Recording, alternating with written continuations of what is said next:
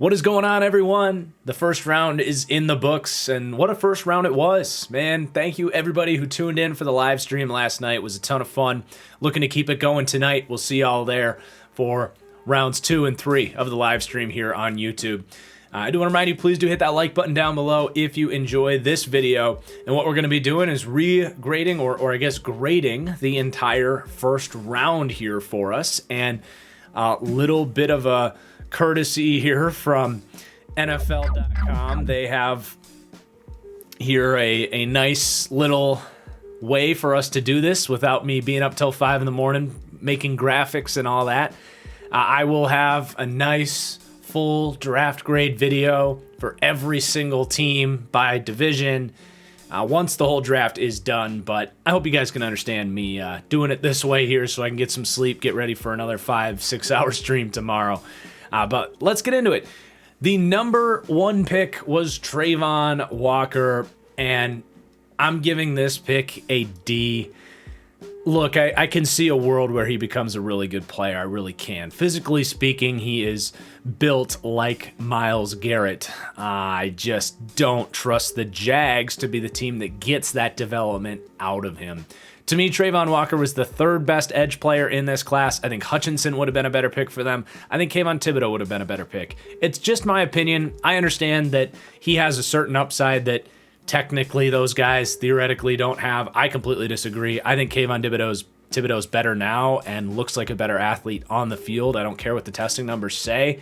I think the off-the-field stuff with Thibodeaux is ridiculous, and I don't trust the Jags to turn Travon Walker into what he can be. He has no idea how to rush the passer, and it's not really any fault of his own. It's what Georgia asked him to do.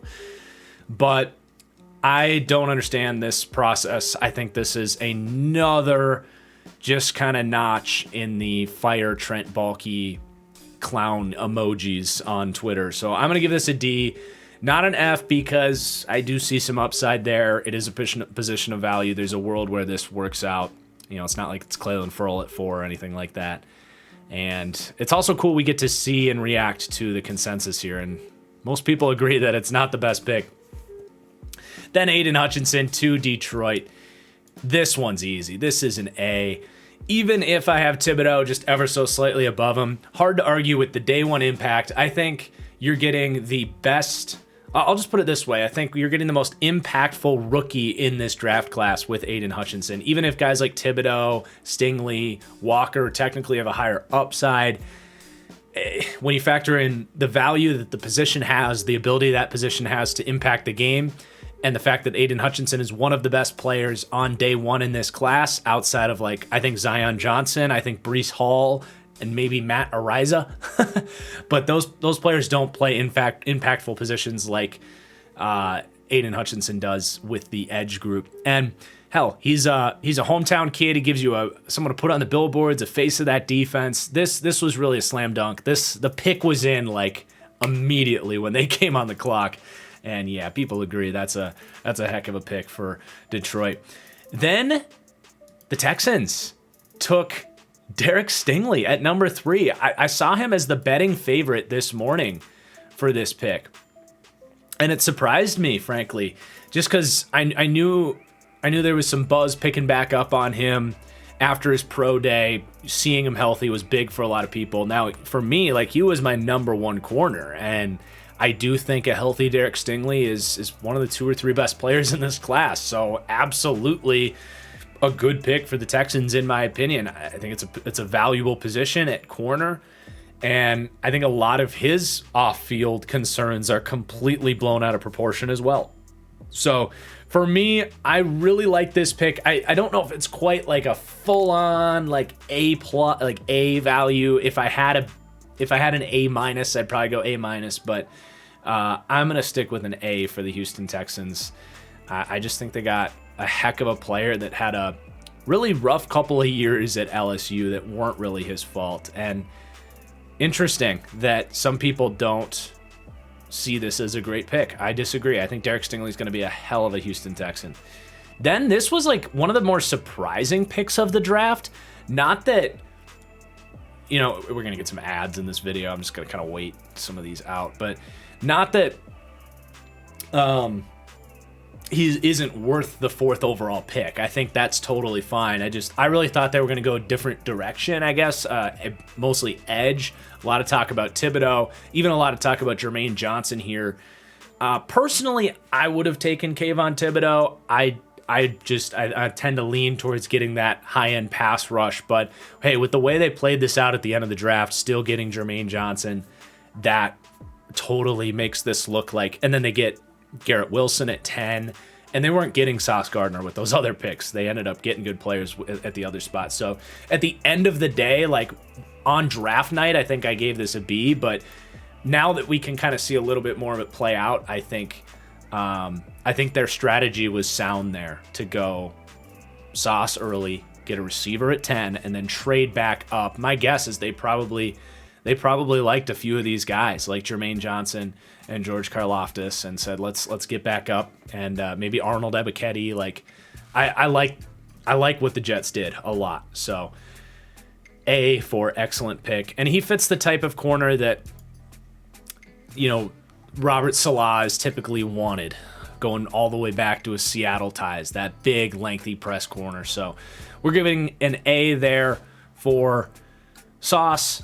Then the Giants. This, if I had an A+, this is an A+ pick. I think this is I'm just going to say it's similar to me when Khalil Mack went 4 and Jadeveon Clowney went 1. To me, he should have been the number 1 pick. If it were me and I had to take an edge at 1, Kayvon Thibodeau to me is not far behind Aiden Hutchinson as far as his ability to come in day 1 and get after the quarterback. And his upside, to me, honestly, is better than Trayvon Walker. I know that sounds crazy, but their testing numbers are both good. They both tested well. Upside isn't just about how well you run in underwear. You know, Kayvon Thibodeau showed the power. He showed a great first step, long arm bull rushing ability. He showed bend that Trayvon Walker did not. You're completely projecting all that stuff with Trayvon Walker, whereas Kayvon Thibodeau, we've seen it going back to his freshman year. I think the NFL really overthought this. I think Joe Shane comes in with a new regime from Buffalo, and Giants fans used to having to watch this team take running backs and second-round quarterbacks with high first-round picks. Not anymore. This is possibly the best pick in the draft, in my opinion. Kayvon Thibodeau to the Giants. Then Ike Ekwonu to the Panthers. This, for me, is an A simply because they didn't screw it up. They didn't take Kenny Pickett here at 6 or Malik Willis. And yeah, I thought if they took a quarterback, he was going to fail miserably. And I think this is really good discipline by David Tepper, who I've praised in the past, I've been critical of recently, and Matt Rule, who didn't get desperate to take a win-now quarterback here. Excellent pick. You get the hometown NC State kid, and you get some flexibility as well. I do think Evan Neal was a slightly better prospect, but not enough for me to nitpick this, because when you look at their line right now, Brady Christensen is actually okay at left tackle, and they have a horrible situation at left guard. So you could play Icky at left tackle right away. That's totally fine. But I also think it's possible, with Icky having kind of pass protection issues in his rookie year, which I do project. He's not a perfectly clean pass protecting prospect, but his run blocking is elite. So I wouldn't be stunned if they play Icky at guard for a year and then kick him out to left tackle long term. And that would actually probably be their best offensive line for next year. But it gives you that flexibility to do whatever you got to do there. And not consensus on being an excellent pick, but that's an A for me. And then another A at the top of the draft. I think for the most part, these teams did a very good job. They took the best players at valuable positions.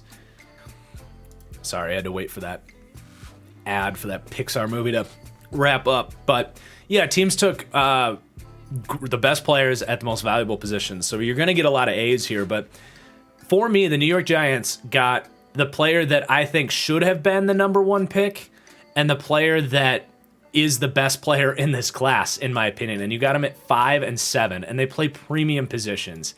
This is about as elite of a draft as they come for the New York Giants. And Joe Shane and those guys knocked it out of the park in their first year. Absolutely phenomenal. Okay. Drake London to the Falcons. I was hard on this on draft night. I'm going to put up a little clip of my reaction to this, and I'm going to stand by this. I think this is a horrible pick for a variety of reasons. Number one, it's just you're passing on much better receiver prospects, in my opinion. We'll see how it plays out, of course. He has a lot of talent. I got a film breakdown on him about why he's a boom or bust prospect. But the reason I hate this is all of the things in that video that I said, basically how he could be a bust.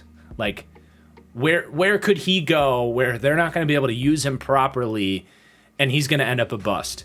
The two things that I think he needed to be utilized as at the next level is with a really good quarterback on the perimeter who's good at timing on those comebacking routes, because he does not have speed. He is a legit, 4.6 speed guy. You very well could flip him and Kyle Pitts would be a better receiver, and Drake London would be a better tight end. I don't think that's crazy to say, honestly.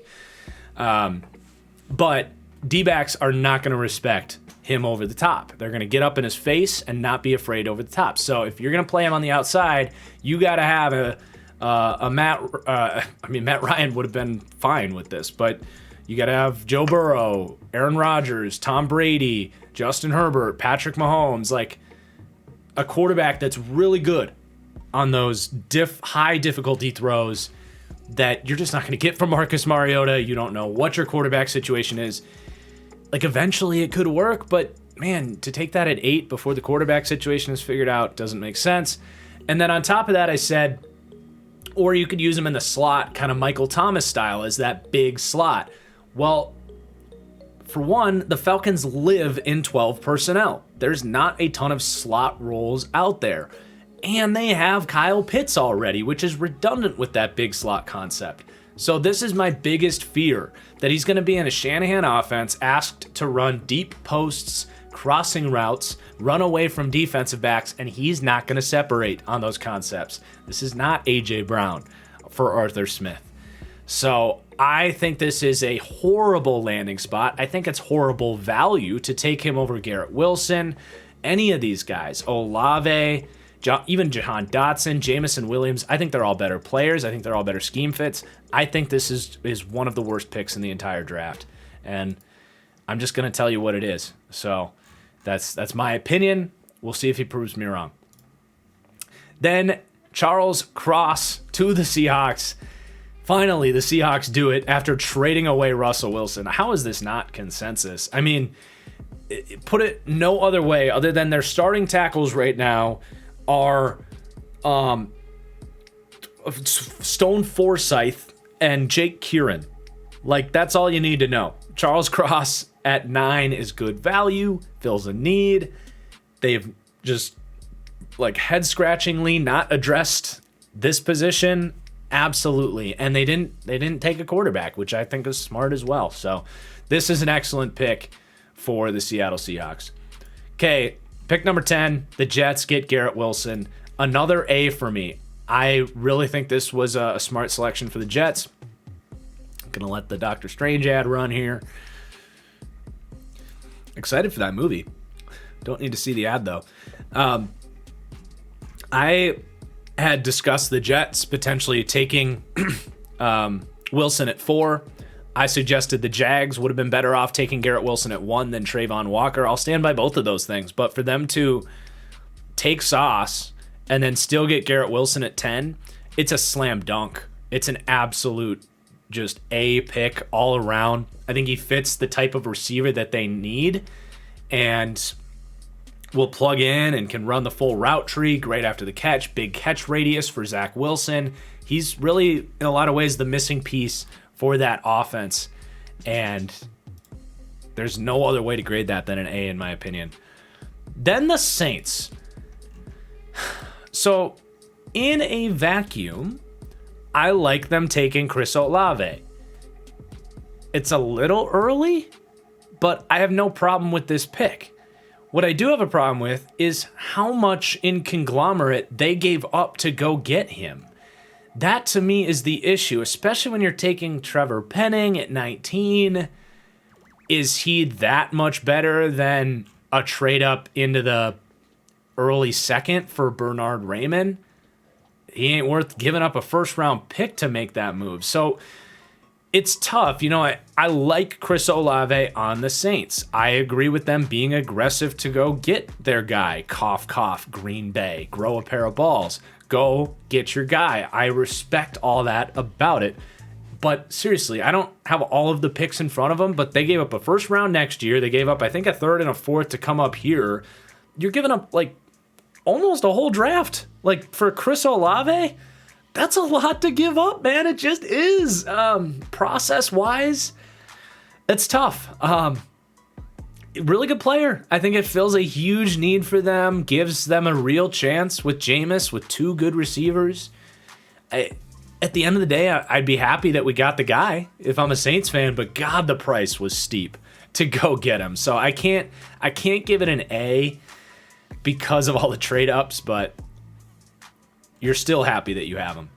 Okay, this is remarkable. This is up there for me with the Kayvon Thibodeau and Evan Neal picks for the Giants, but there really are so many things to say about this pick that are remarkable. For one, he's just really an amazing player to take it 12 overall. You get him after Drake London, after Chris Olave. Doesn't add up to me. I think Jameson Williams is a better prospect than both those players. Garrett Wilson I did have above Jameson Williams, but this trade was an absolute bank robbery of a division rival. So to make this move, the Detroit Lions gave the Vikings the 32nd pick and the 34th pick, right? When I saw that, I was like, okay, that makes sense for the Vikings. That's good value. You get 32 and 34. You make two picks later in the draft instead of a top 12 pick getting a potential, amazing wide receiver. But the Vikings gave Detroit their second round pick back. This was a pick swap. Horrible value. And then the Vikings got a future third round pick. Sweet. Just the trade up alone was an absolute heist by Detroit. So that alone is a great start. And then you factor in that Detroit will be able to be very patient with Jameson Williams. They can make sure that ACL recovery is just full go, ready to go. And if he doesn't play a whole lot for you next year, you can live with that because they did not draft a quarterback in the first round here. It looks like they won't because they don't have that 34th pick. And that's great for me. Get worse now to get better later. The rebuild here in Detroit has been really impressive. And the value they got on that trade up is just unheard of. So this is A+ type of stuff. One of the best overall moves in the draft. And then the Eagles come up and get Jordan Davis, jump in the Ravens, who I think probably wanted him. I like this landing spot a lot. They really didn't have to give up that much to do it. And you have Fletcher Cox there getting older, back on a one-year deal. You have Javon Hargrave on the last year of his contract, 30 years old now, and not that good of a run defender anyway. And then you have Milton Williams in there, who was a third-round pick last year, who's still in development. You have a clear transition now to go from Cox and Hargrave to Davis and Milton Williams that just might be the most athletic interior duo of defensive tackles ever. And I know that's hyperbolic, but it's literally true. Both those guys are combine maniacs. And I'm excited to see Jordan Davis develop with Hargrave and Fletcher Cox, see what it looks like when actually asked to rush the passer, because Georgia just didn't ask him to do it. Physically speaking, he's got the tools to become more of a pocket-pushing, at least Vita Vea type. So Howie just, man, I don't even have words to describe just how good Howie has been since basically taking Jalen Reagor as a whole, because they did some more incredible stuff. I mean, they already picked up a future first from the Saints, so they get Jordan Davis. That is an A for me. Then the Ravens taking Kyle Hamilton. I tried to tell you guys he wasn't going to go top 10. This to me is about the value. I'm more comfortable with him. I had him, I think it was the 18th player on my board. And I'm just going to say I'm curious to see how they use him. I heard some rumblings that maybe he'll be more of a weak side linebacker for them. And new coaching staff coming in, don't know exactly what kind of scheme they're going to run. The reason I say that is I don't really love him as a base strong safety in cover one, where he's going to get matched up on slot receivers man-to-man a lot. I think the Ravens will have a good plan for him, even if their scheme under Wink Martindale wasn't exactly a great fit. I think they'll find a good spot for him and make it work. But I'm actually not going to grade it as an A. I think this is a good pick. But it's not like a, wow, oh my God, amazing value. This guy's going to be a future All-Pro. He could do it because he's a Raven now. But I genuinely think he was a very overrated prospect as a top 10 guy. I think this is generally where he should have gone, in the mid-teens. And that's where he went, to a good team that needed a safety. So in general, I think it's just a good pick. Again, it's going to be one of the more liked picks in this draft, but for those that have been watching this channel, a fall for him to 14 certainly is not a big surprise. I thought this was about the right territory for him. It's a good pick, but I don't want to just hand out A's if I'm not glowing about a pick. And then Kenyon Green to the Texans. I think this is another B. You get a good player, you needed a guard, in-state guy, not going to complain about being there. Pretty straightforward there. They traded down to get him. No complaints about this one. Beef up the trenches after you passed on Ekwonu earlier. So I think that played in a factor there. Then Washington getting Jahan Dotson. I said this. We got to wait on another ad here. But I said there's not a huge gap for me between Jahan Dotson and Chris Olave. And to move down, get picks, I have no complaints about this. I generally believe that Olave is better, but they both do very similar things. I think Dotson actually has a better catch radius. I think Olave is a little bit faster, so it's a little bit of a trade-off. I think Olave has a better chance to be a real deep threat at the next level, but Dotson tracks the ball well. He's not slow by any means. So I bet most people are going to give this a C or a D. I think it's a B. I did think he was a first-round player, and it's, as we've seen, tough to get receivers in this draft. We had a huge run here. I have no problem with this pick for Washington, other than you're kind of giving up on Dyami Brown, which bothers me. You know, if I'm Green Bay, why don't you give Washington a call and see if they'd give you Dyami Brown? He's only 22 years old. But yeah, like I said, people thought this was a reach. I really didn't. He made my guys list, and he's a good player. This one is an A. The Zion Johnson analysis on this channel has been widespread. He's one of my favorite players in this draft. I don't know what it is about the Chargers. They always end up with my favorite players.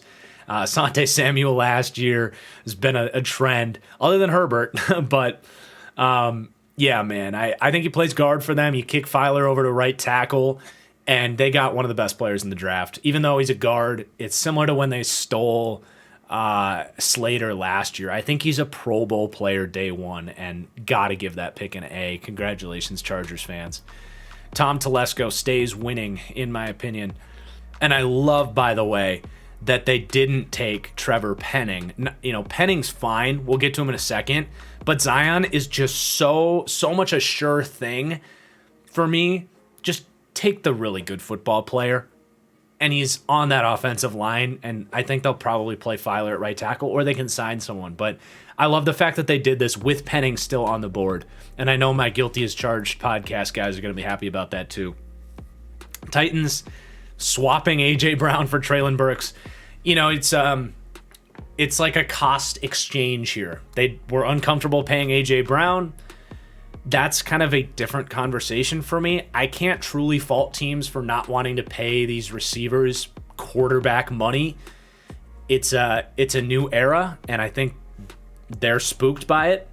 So to go get way cheaper for an almost identical player skill set in Treylon Burks, I think the thought process here is totally fine. I think he's going to give you 85% of A.J. Brown right now.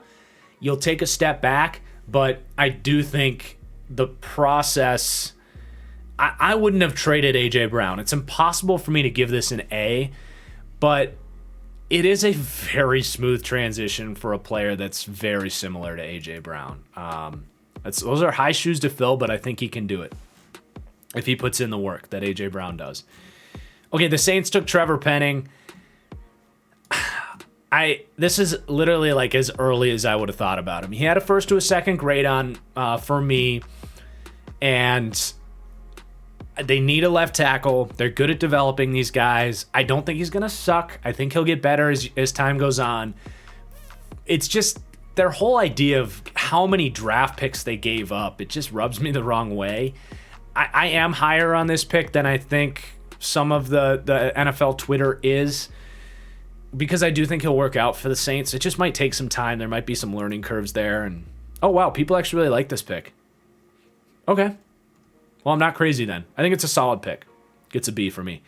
Okay, this will be fun. Kenny Pickett goes to the Steelers. A lot of people shredding this pick because it wasn't Malik Willis. There was so much conversation about Malik Willis and him going to the Steelers and him being this top 10 pick.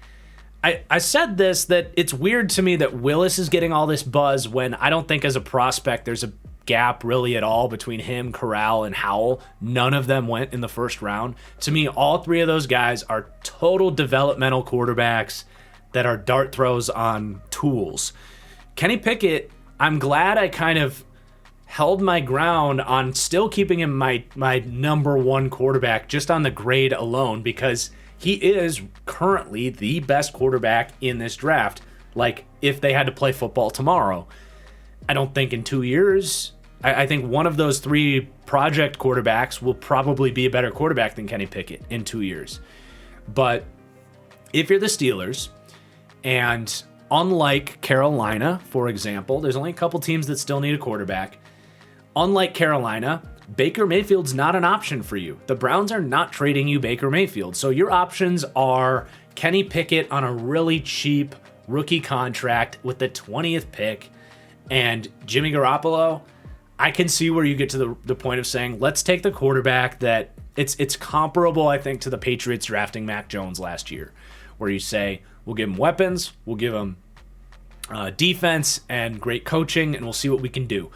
I really don't think this is some horrible draft pick. I can't give it an A because I don't see this resulting in a Super Bowl for the Pittsburgh Steelers in the AFC North, where they got to take care of Deshaun Watson, Lamar Jackson, and Joe Burrow. But I really don't think this is the horrible draft pick that a lot of people thought it was. And there's apparently some people that thought this was an excellent pick for them as well.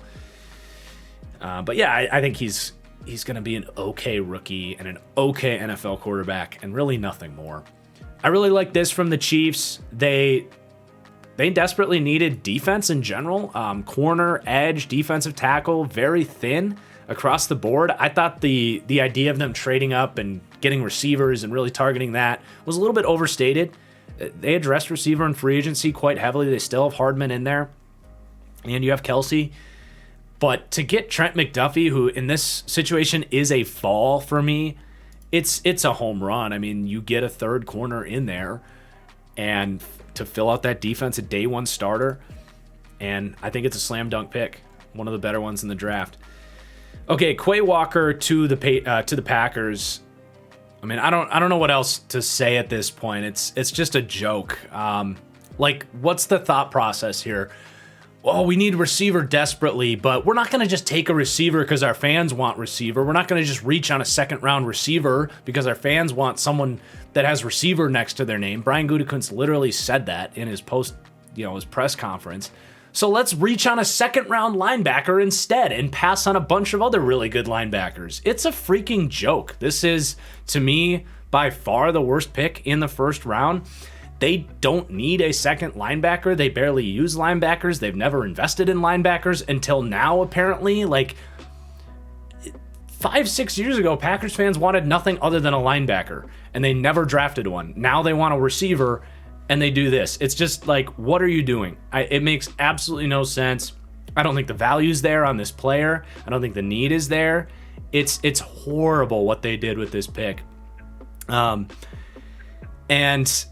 again, I think he can be a good player. It's not a situation where, it's not anything against Quay Walker. I do think it's a huge reach on my evaluations, but this team needed to walk out of this draft with a rookie of the year candidate at that wide receiver position if they wanted to compete for a Super Bowl. It's that simple. Their wide receiving core is Allen Lazard, Randall Cobb, Amari Rodgers, and Sammy Watkins. You're going to go and compete for a Super Bowl with that group? Absolutely not. So to walk out of this, it's not even so much like, well, you can't reach on a receiver. Well, you just reached on a linebacker, so congrats. I'd rather reach on a position of value than reach on a linebacker, but it's not even so much like not reaching for Christian Watson or not reaching for George Pickens or whatever, which would have been much better options here. It's about the lack of aggressiveness to go up. Detroit came up for Jameson Williams. You had the Saints come up for Chris Olave. The Falcons, at least, tried to take one early. The Commanders took Jahan Dotson, Treylon Burks. You had the Eagles trading for A.J. Brown. You have the Cardinals behind you trading for Hollywood Brown. And you're sitting here taking a freaking second linebacker? What are you doing? Where is the disconnect? How do you come to that conclusion? It is horrible. This is by far the worst pick in the first round. And Quay Walker could be a really good player. And it's still a horrible pick because they're not going to be able to win playoff games because they're not going to get a good receiver at this point. Not for this year. They could get players that develop into the future, and in 2023, their receiver core could look better if they double up at receiver in the second round. But after what we freaking saw here, you really have confidence in this team to go and pull it off in the second round? I don't know how you can. So it's horrible. Let's move on. The Bills come up for Kyer Elam. They fill that cornerback room. No complaints about this whatsoever. Reports are that Andrew Booth had really serious injury concerns, so that does make Kyer Elam my next best corner. And I can't really critique this. I think they're gonna have to coach up his zone feel a little bit, but I think he's a smart player that'll figure it out. And this to me is a B pick. I don't think this is some slam dunk, but you filled a big need with a really good player. You had to trade up to do it, but no problems with that. Okay, the Cowboys here take Tyler Smith, and I kind of talked myself into this pick a little bit on draft night. I do think Tyler Smith is second to a third round prospect. His pass protection it's just not day one ready. There's no way around it. He has horrible feet. He's bad with his hands. He grabs way too much. You don't have to sugarcoat it. He can't play tackle today. But I do think there's a process in place and a thought process that makes sense for the Cowboys here. Both the guards are gone, and Tyler Smith, to me, I think will probably play guard for them. And I actually think he can be a really good guard. I have no problems with that. And this is a situation where you have Tyron Smith in there for a couple more years. I think Tyler Smith can get up to speed. He's very young. He's 21 years old. Personally, I do think he's a developmental tackle. I don't think there's a huge difference between him and some of the second round options, but the upside for him is higher than, I guess, anyone left on the board. So I do see the thought process there, and I can see where they came to that conclusion. Like Quay Walker at 22, the dots just don't connect, in my opinion. You're just being stupid for being stupid's sake at that point. I do think this is a reach, but it's for a potential left tackle of the future. You can get there, and I think he's going to be a good guard in their system. So I'm giving it a C. It's a reach for me.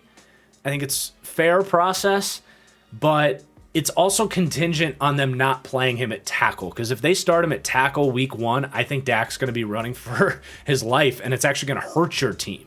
So it is contingent on them doing the right thing, and I think playing him as a guard year 1 like they did with La'el Collins. And I will not be surprised if in a few years he becomes a really good player, and they just maybe had to draft him a little bit higher than I would have been comfortable with. So I'm going to give it a C, and that's the consensus value on that. Okay, the Ravens took Tyler Linderbaum, and this was, you got to factor in, they traded Marquise Brown for this. I thought they got a lot of good value for Marquise Brown. He was definitely underutilized in Baltimore just with the scheme, and it is what it is. Lamar's not the best like vertical outside the numbers passer, and I think to get Tyler Linderbaum in that offense is probably going to help them a lot. I think the scheme fit's interesting. They typically want like bigger people movers up front, but I'm glad to know that they were like, you know what? Yeah, he's small, but this guy, he's a people mover. He has a wrestling background. He's incredibly strong. You can do some really fun stuff with him on pull blocks and leading on screens, and just, you know, very.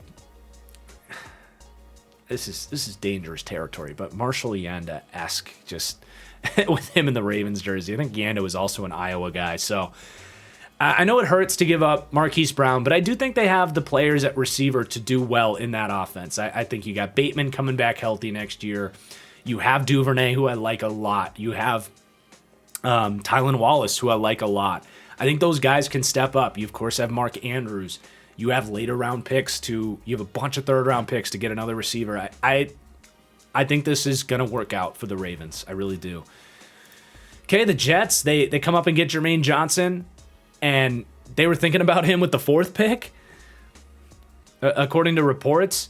But I think to come up, you barely give up anything to get him.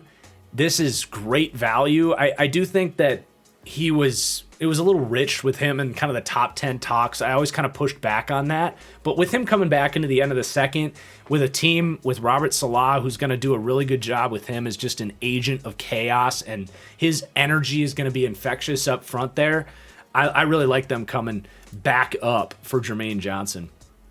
People agree. 70% A, that's about as high as it's gotten.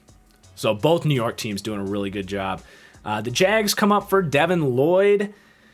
I'm honestly just very indifferent on this pick. I'm going to give it a C. It's closer to a B, but it just really doesn't excite me. This is more of an opportunity cost than anything, because I think with that 33rd pick, they were in a great position to get a Pickens or a Christian Watson or something to really help Trevor Lawrence. I still think they need another receiver. So for me, there's nothing value-wise wrong. I think he's going to be a good player for them. He is my number 1 linebacker. He'll be a good, smart leader. Their defense got better in this draft. But for me, I would have been so much more excited to get some more help for Trevor Lawrence with that pick that they gave up to get this player. And I don't know if they necessarily had to trade up for him either. Like, I don't know who was going to draft him, and if they did, is it really the end of the world? I don't know. Again, not the end of the world, but just not a pick that I think is going to make a huge difference for that team. All right, Packers get Devontae Wyatt. Now, this pick I'm fine with. It's in a vacuum. It's a good pick. If you like Devontae Wyatt, why not take him at 22 and take a receiver here at 28? Grab a Christian Watson or a Sky Moore, freaking anybody. Like, instead of walking into day 2 desperate. So I can't give it an A for that reason, because they're not walking out of the draft with a difference-making receiver. I do really think Devontae Wyatt fills a need for them. He's a very good value. He's going to be an excellent pass rusher next to Kenny Clark, and that will be good. But again, you I think eliminated the chance of this being an A for me, unless this was like Daxton Hill, who was a top 10 player for me. I think they eliminated their chance of getting an A from me by not walking out of the first round with a wide receiver, which I said was an essential thing for them. Okay, the Patriots, this one's getting shredded, and I get it. I understand this is a reach in the eyes of many. He was like, all those draft simulators had him as a 3rd round guy. He was a 2nd round player for me. He was my 4th interior offensive lineman. I thought he belonged in the top 50, and he's the best interior offensive lineman on the board. So they traded down. All of the guys were gone, right? You weren't getting Zion. You weren't getting Kenyon. Linderbaum's center only. They don't need a center. So I really don't hate this pick as much because they traded down, right? Like, if they stayed put and took him as early as they were picking earlier, it would have been a problem. But at least they were like, well, this is a reach, but we need a guard like super bad. And Cole Strange is a really good player, you guys. He's an athletic freak. He has really strong hands. He has just the toughness to step in right away. I think he's going to be a really good New England Patriot, like Pro Bowl caliber guard for the Patriots. And I can't give it an A because it's early, but I do not think this is the bad pick that a lot of people are making out to be, just because he wasn't in a lot of mock drafts. You know, I was taking him in the top 50 in a lot of my mock drafts, and I can see where they got there. And yeah, a lot of people think this is an F. I disagree. I think he's a really good football player. Okay, the Chiefs get George Karlaftis at 30. I feel like I shouldn't need to explain this one. They need edge. Like, they filled their two biggest needs in this draft, the Chiefs did. And they did it, for me, by getting two true first-round players in the 20s. So someone was asking me in the stream, how many first-round players do you have? I had 19. So to get Trent McDuffie, who was one of those 19, and George Karlaftis, who was one of those 19, in the 20s, like, and they're both your two biggest needs, it doesn't get any better than that for the Chiefs. I think they can go wide receiver on day 2, but I think the wide receiver needs were blown a little bit out of proportion there. Okay, the Bengals took Daxton Hill. This surprised a lot of people. If they're anything like me, they just said, look, Daxton Hill's too good of a player to pass up here. We have no idea right now where he's going to play, but we'll figure it out. He is like as versatile as they come of a defensive back. He can play the slot, can play dime safety, he can play free safety. If they decide to trade Jesse Bates, we'll see. They're working out they have not extended Jesse Bates, one of the best free safeties in the league. This gives them an out. I know Bengals fans don't like the sound of that, but I think Daxton Hill can be as good as Jesse Bates. I genuinely believe that. So for me, as much as I love Daxton Hill, he was tied for the 7th best player in this draft for me. To get him at 31, and I don't think the Bengals have these overwhelming needs on this team either. I think he could play outside corner if you need him to. They'll find a place for him to play. He'll play probably 300 or 400 snaps next year. And then I don't know if it's moving on from Jesse Bates or it's moving on from Von Bell or whatever it is. I think they'll figure it out.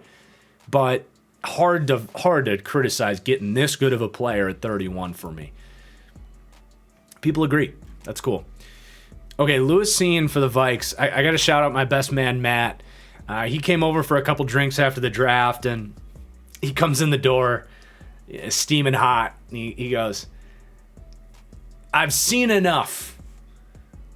C-I-N-E. I've seen enough. I'm ready to move on from Kwesi. He's a Vikings fan.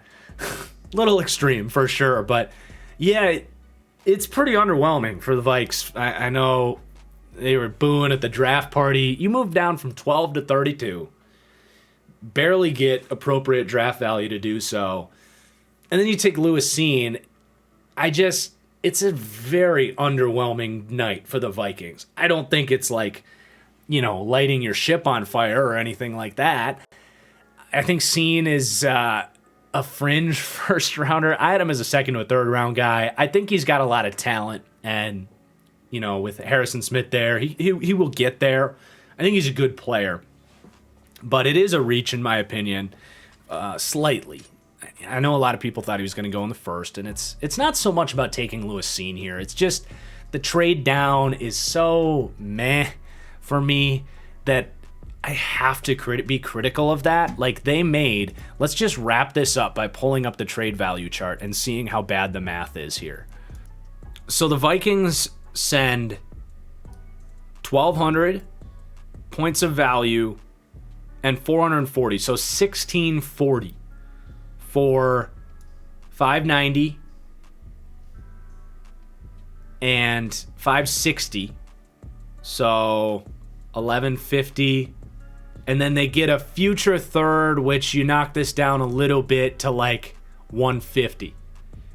So you're at about like you're the point deficit that you gave up is almost that. It's almost as big as an entire first round pick. That's how bad this trade was. They should not have given this pick up. They could have kept this pick and still been at a deficit, according to this chart. But instead, they gave this pick up. It's remarkable that they did this. For a guy that's supposed to be, Quessy is supposed to be this, analytics, Wall Street guy. And the chart's not God, but just use your mind. Like, would you make that trade? Would you? You're not getting some crazy good haul. You're just not. So I got to give it a D. It's not so much about Lewis Cine. It's about the trade down and the trade they made. That to me was one of the worst value trades in the history of the draft that I've been watching on draft day. So a D for the Vikings and Lewis Cine. First round is in the books, and I'm going to get this all ready to go. We're going to upload this here in the morning, and I'm going to be going to sleep basically until the draft starts tomorrow. But I will see you guys for day 2 of the draft back here on YouTube. Hoping to have my good buddy Andre Weingarten on for a good part of the draft. And really looking forward to it. We'll be here again on Saturday as well. So hope you guys enjoyed the video. Hit that like button if you did. And we'll see you later. Peace out.